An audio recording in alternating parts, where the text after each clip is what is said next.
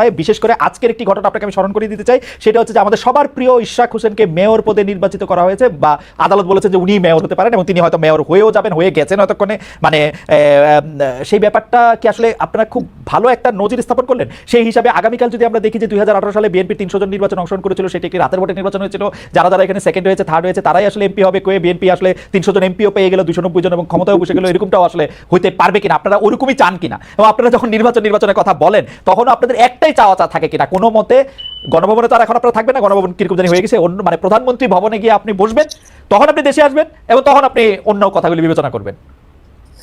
ধন্যবাদ আপনাকে। আসলে আপনি যে কথাগুলো বলছিলেন মনে হচ্ছে যেন বিএনপি চাইলেই আপনার মেয়র হওয়া যাবে, বা এটা বিষয়টা এরকম না।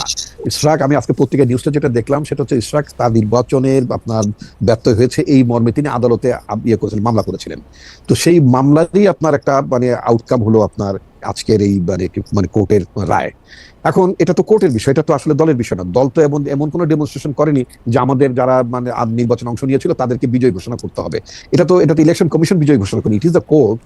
কোর্ট আপনার মানে সেই মামলাটির আপনার রায় দিয়েছে, চট্টগ্রামেও রায় দিয়েছে, এখন মানে সেটা কোর্টই দিয়েছে, তাই না? এখন আপনি এই কোর্টের রায়ের বিবেচনা বোধ অথবা এটাকে আপনি যে ব্যাখ্যা আপনি দিতে পারেন সেটা আলাদা কথা। আমি যে ব্যাখ্যা দিতে পারি সেই ব্যাখ্যা হচ্ছে বিএনপি অলরেডি ইন পাওয়ার এবং বিএনপির বাইরে এখন কিছু নাই বাংলাদেশে। ইলেকশন হলে বিএনপি 290 সিট নিয়ে আওয়ামী লীগ যেভাবে দেশ শাসন করছে এইভাবেই দেশ শাসন করবে না।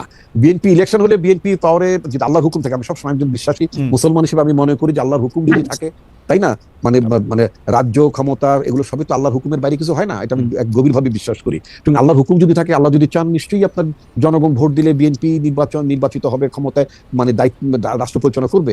কিন্তু আপনার 290 280 এত ব্রুট মেজরিটির বিএনপি ক্ষমতা যেতে চায় না, নিঃসন্দেহে না। আপনাকে আরেকটা কথা আমি বলি, বাংলাদেশে মানে আপনার একটা ক্রেডিবল আপনার মানে ডেমোক্রেটিক প্র্যাকটিস থাকুক, একটা জবাবদিহিতা থাকুক।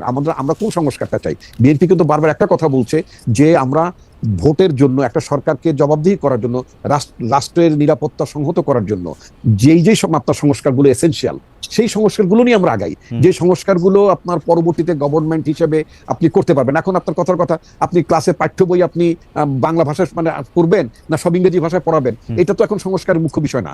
আপনার এই যে বারবার ফ্যাসিস্ট সরকার কেন আছে? Because due to election. এরা ইলেকশন তোয়াক্কা করেনি। ইলেকশন কথাটা শুনলে তাদের গায়ে আগুন জ্বলবে যারা জীবনে ইলেক্টেড হইতে পারবে না, নির্বাচনের মধ্যে ক্ষমতা যাওয়ার কোনো সুযোগ নাই। রিসেন্টলি আপনি আরেকটা দেখবেন কথা বলছেন, যেটা আমার পার্টিটা ভিন্ন মত পোষণ করেছে, সেটা হচ্ছে সংখ্যানুপাতে মানে আপনার মানে চাই, কি বলে মানে নির্বাচন। রিপন ভাই একটা হাইপোথেটিক্যাল প্রশ্ন করি, ধরেন আজকে থেকে 1 বছর পরে নির্বাচন হলো, তো 1 বছর পরে নির্বাচন হলে আপনারা কি এনসিপি রে ভয় পান? এনসিপি একটু এখন কিছু আসন পাইলে ওই সময় আরেকটু বেশি আসন পাবে, এরকম মনে করেন? না না, আমি আদৌ তা মনে করি, আমি ব্যক্তিগতভাবে আমি আদৌ তা মনে করি এবং আমার দলও তা মনে করে না। তাহলে আর আপনারা ইলেকশনটা তাড়াতাড়ি করার প্রেসারটা কেন দিচ্ছেন? ইলেকশনটা তাড়াতাড়ি করার প্রেশার দিচ্ছে যে কথাটা বলে, এটা তো একটা নির্বাচনী সূত্র। গণঅভ্যুত্থান আপনি আশরাফ কায়সার বলেছেন, আপনি বলেছেন একটা দীর্ঘ, আমরা বলবো কিন্তু বিএনপি দেখেন স্টেক হোল্ডার, বিএনপি কেন বলবে? বিএনপি ওয়েট করবে যখন ইলেকশন হবে তখন ইলেকশন হবে, আমরা বলবো না না, অনির্বাচিত সরকার যতদিন ক্ষমতা থাকবে ততদিন এখানে ষড়যন্ত্র থাকতে পারে। এই যে গত 3-4 দিন বাংলাদেশের যে গুজবের ফ্যাক্টরিতে পরিণত হয়েছিল এই জরুরি অবস্থা। রিপন ভাই আপনি আমার থেকে অনেক ভালো জানেন, আপনি গুজবের ফ্যাক্টরির কথা বলতেছেন। আমরা কি দেখতেছি? আমরা দেখতেছি শাহাদাত সাহেব চট্টগ্রামে মেয়র হয়েছে, ইশরাক সাহেব ঢাকায় মেয়র হয়েছে, অ্যাটর্নি জেনারেল আপনাদের লোক, আইন আদালতে গিয়ে তারেক সাহেবের সব মামলা তুলে নেওয়া হয়েছে বা খালাস হয়ে গেছে, বেগম জিয়ার মামলা পরের দিন খালাস হয়ে গেছে।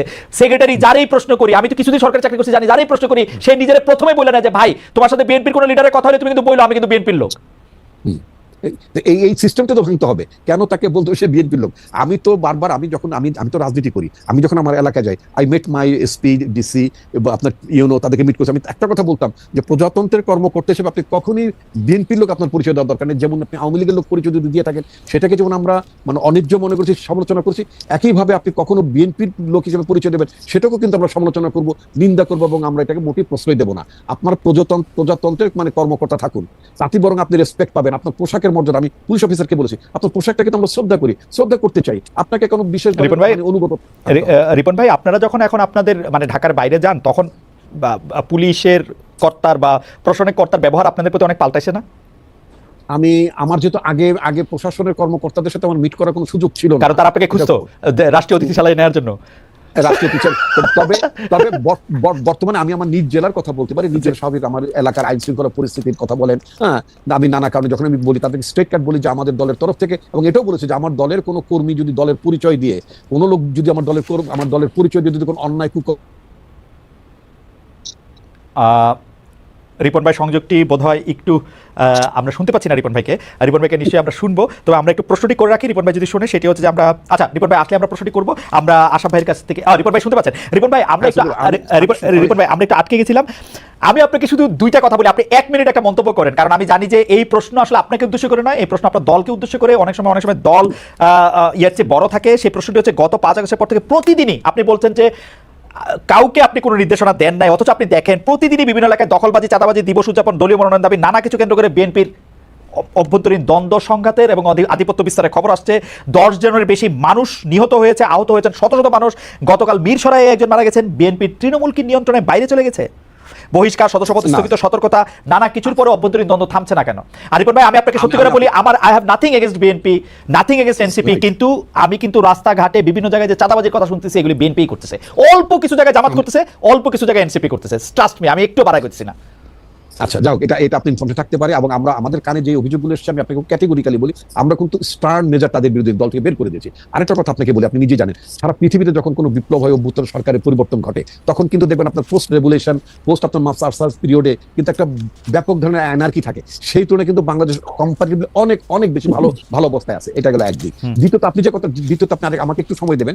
দ্বিতীয়ত আপনি একটা কথা বলেছেন, এই যে বিএনপি একেবারে ক্ষমতার দ্বার প্রান্তে, ক্ষমতা এসে যাচ্ছে ইত্যাদি ইত্যাদি যে কথাগুলো বললেন, এটা গ্রামের নানা জায়গায় মানুষের মধ্যে, কর্মীদের মধ্যে, নেতাদের মধ্যে এই ধরনের ফিলিংস থাকতে পারে বলে অনেকেই মনে করছে যে আমার দল তো ক্ষমতা আসছে, সুতরাং আমি এখন যদি মানে দলের কোনো জায়গাতে বিচ্যুত হয়ে যায়, পদ থেকে হারিয়ে যায়, তাদের মধ্যে একটা ক্ষোভ, যে কিছু কিছু জায়গায় যে আপনার কিছু যে আপনার বিভেদ বিরোধ হয়েছে সেটা কিন্তু মানে অস্বীকার করবেন হয়েছে। বাট এটাকে মাথায় রেখে আমাদের পার্টির ভারপ্রাপ্ত চেয়ারম্যান তারেক রহমান বাংলাদেশের 8টি অঞ্চলকে বিভক্ত করে মানে সাংগঠনিক কার্যক্রম পরিচালনা করার জন্য একেবারেই তৃণমূল পর্যায়ের দলটাকে থ্রো ইলেকশন, মানে আমরা যেটা চেয়েছি যে ভোটের আগে কোনো দলের মধ্যে বিভাজন, নেতৃত্বের মধ্যে ঝামেলা এগুলো যাতে না থাকে, আমরা একেবারে গ্রাসরুট লেভেলে কাউন্সিল করে আমরা নেতৃত্ব নির্বাচন করছি, একেবারে ভোটের মধ্য থেকে।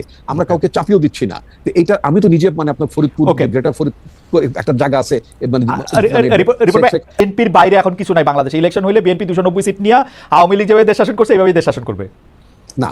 বিএনপি ইলেকশন হলে বিএনপি পাওয়ারে যদি আল্লাহর হুকুম থাকে, আমি সবসময় একজন বিশ্বাসী মুসলমান হিসেবে আমি মনে করি যে আল্লাহর হুকুম যদি থাকে, তাই না, মানে রাজ্য ক্ষমতা এগুলো সবই তো আল্লাহর হুকুমের বাইরে কিছু হয় না, এটা আমি গভীরভাবে বিশ্বাস করি। এবং আল্লাহর হুকুম যদি থাকে, আল্লাহ যদি চান, নিশ্চয়ই আপনার জনগণ ভোট দিলে বিএনপি নির্বাচিত হবে, ক্ষমতায় মানে দায়িত্ব রাষ্ট্র পরিচালনা করবে। কিন্তু আপনার 290 280 এত ব্রুট মেজরিটির বিএনপি ক্ষমতা যেতে চায় না, নিঃসন্দেহে না। আপনাকে আরেকটা কথা আমি বলি, বাংলাদেশে মানে আপনার একটা ক্রেডিবল আপনার মানে ডেমোক্রেটিক প্র্যাকটিস থাকুক, একটা জবাবদিহিতা থাকুক।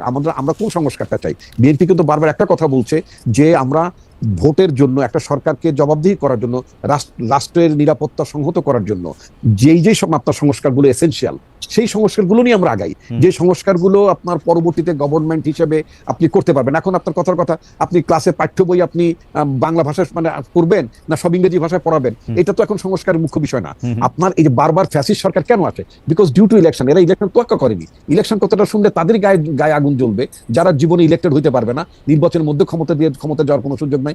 রিসেন্টলি আপনি আরেকটা দেখবেন কথা বলছেন, যেটা আমার পার্টিটা ভিন্ন মত পোষণ করেছে, সেটা হচ্ছে সংখ্যানুপাতে মানে আপনার মানে চাই, কি বলে মানে নির্বাচন।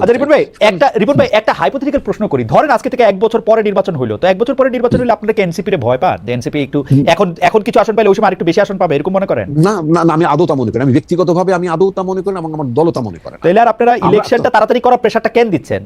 ইলেকশনটা তাড়াতাড়ি করার প্রেসার দিচ্ছে যে কথাটা বলে, এটা তো একটা নির্বাচনের সূত্র। গণঅভ্যুত্থান আপনি আশরাফ কায়সার বলেছেন, আপনি বলেছেন একটা দীর্ঘ, আমরা বলবো কিন্তু বিএনপি দেখেন স্টেক হোল্ডার, বিএনপি কেন বলবে? বিএনপি ওয়েট করবে যখন ইলেকশন হবে, তখন ইলেকশন হবে। আমরা বলবো না, অনির্বাচিত সরকার যতদিন ক্ষমতা থাকবে ততদিন এখানে ষড়যন্ত্র থাকতে পারে। এই যে গত 3-4 দিন বাংলাদেশের যে গুজবের ফ্যাক্টরিতে পরিণত হয়েছিল এই জরুরি অবস্থা। রিপন ভাই আপনি আমার থেকে অনেক ভালো জানেন, আপনি গুজবের ফ্যাক্টরির কথা বলতেছেন। আমরা কি দেখতেছি? আমরা দেখতেছি শাহাদাত সাহেব চট্টগ্রামে মেয়র হয়েছে, ইশাক সাহেব ঢাকায় মেয়র হয়েছে, অ্যাটর্নি জেনারেল আপনাদের লোক, আইন আদালতে গিয়ে তারেক সাহেবের সব মামলা তুলে নেওয়া হয়েছে বা খালাস হয়ে গেছে, বেগম জিয়ার মামলা পরের দিন খালাস হয়ে গেছে। সেক্রেটারি যারাই প্রশ্ন করি, আমি তো কিছুদিন সরকারি চাকরি করছি, জানি যারাই প্রশ্ন করি সে নিজের প্রথমে বলে না যে ভাই তোমার সাথে বিএনপির কোন লিডারের কথা হলে তুমি কিন্তু বললো আমি কিন্তু বিএনপির লোক। এই এই সিস্টেমটা তো ভাঙতে হবে। কেন তাকে বলতে হবে সে বিএনপির লোক? আমি তো বারবার, আমি যখন আমি আমি তো রাজনীতি করি, আমি যখন আমার এলাকায় যাই, I met my SP, DC বা আপনার ইউনো, তাদেরকে মিট করছি। আমি একটা কথা বলতাম যে প্রজাতন্ত্রের কর্মকর্তা হিসেবে আপনি কখনই বিএনপির লোক আপনার পরিচয় দেওয়ার দরকার নেই। যেমন আপনি আওয়ামী লীগের লোক পরিচয় যদি দিয়ে থাকেন, সেটাকে যেমন আমরা মানে অন্যায্য মনে করছি, সমালোচনা করছি, একইভাবে আপনি কখনো বিএনপির লোক হিসেবে পরিচয় দেবেন, সেটাকেও কিন্তু আমরা সমালোচনা করব, নিন্দা করবো, এবং আমরা এটাকে মোটেই প্রশ্রয় দেবো না। আপনার প্রজাতন্ত্রের মানে কর্মকর্তা থাকুন, তাতে বরং আপনি রেসপেক্ট পাবেন। আপনার পোশাকের মর্যাদা, আমি পুলিশ অফিসারকে বলেছি, আপনার পোশাকটাকে তো আমরা শ্রদ্ধা করি, শ্রদ্ধা করতে চাই, আপনাকে কোনো বিশেষ রিপন ভাই, অনুগত। রিপন ভাই, আপনারা যখন এখন আপনাদের মানে ঢাকার বাইরে যান, তখন পুলিশের কর্তার বা প্রশাসনিক কর্তার ব্যবহার আপনাদের প্রতি অনেক পাল্টাইছে না? আমি আমার যেহেতু আগে আগে প্রশাসনের কর্মকর্তাদের সাথে আমার মিট করার কোনো সুযোগ ছিল না, কারণ তারা আপনাকে খুঁজতো রাষ্ট্রীয় অতিথিশালায় নেওয়ার জন্য। রাষ্ট্রীয় টিচার। তবে তবে বর্তমানে আমি আমার নিজ জেলার কথা বলতে পারি, নিজের স্বাভাবিক আমার এলাকার আইন শৃঙ্খলা পরিস্থিতির কথা বলেন, হ্যাঁ, আমি নানা কারণে যখন আমি বলি তাদেরকে স্ট্রেট কাট বলি যে আমাদের দলের তরফ থেকে, এবং এটাও বলেছে যে আমার দলের কোনো কর্মী যদি দলের পরিচয় দিয়ে, কোনো লোক যদি আমার দলের পরিচয় দিয়ে যদি কোনো অন্যায়